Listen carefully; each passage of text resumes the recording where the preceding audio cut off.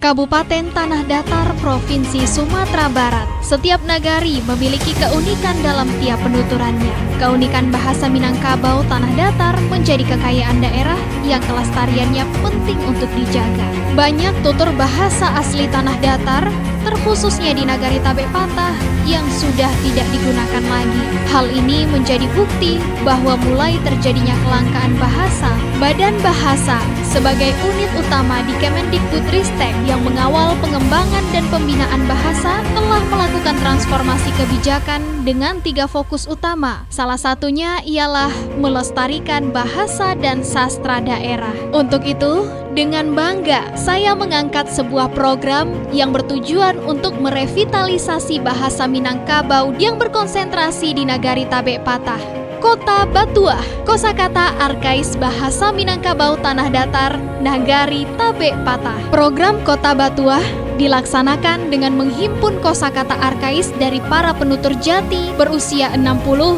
hingga 75 tahun. Tokoh yang berperan di pemerintahan nagari, Nini Mama Alim Ulama dan Bundo Kanduang. Kosakata yang berhasil dihimpun, dikenalkan dan diajarkan kepada siswa MTS Negeri 3 Tanah Datar dengan pola pembelajaran yang menyenangkan dan menggunakan media permainan teka-teki silang. Saya juga memanfaatkan media sosial Instagram sebagai media demonstrasi kepada khalayak ramai agar mengetahui bahasa asli Nagari Tabek Patah.